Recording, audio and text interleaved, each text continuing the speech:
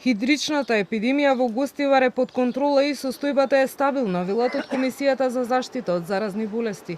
Според сегашните показатели нема зголемување на бројот на заразени, а симптомите се исти стомачни тегови кои се само лимитирачки или може да поминат и сами по себе, без посебен лек или терапија. Во принцип лекувањето е симптоматско и секако мора да се обрати внимание на дехидратацијата, но за сега нема простор за загриженост, појаснува доктор Жаклина Шопова, специјалист инфектолог и председателка на Комисијата за заштита од заразни болести. Сите цревни инфекции, предизвикани и од бактерии и од вируси, се само лимитирачки, односно сами излегуваат од човековиот организам.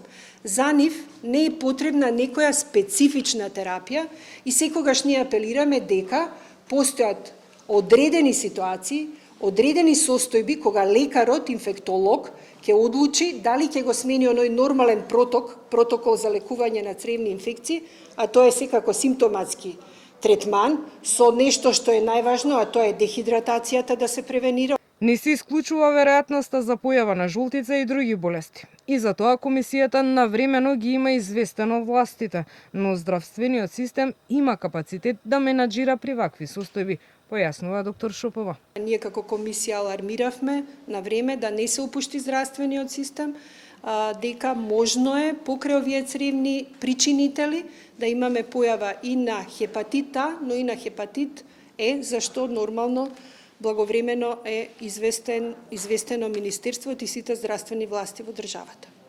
Меѓутоа, тука морам веднаш да кажам дека по однос на диагностиката, по однос на третманот и за овие болести, здравствениот систем во државата може да го менаџира.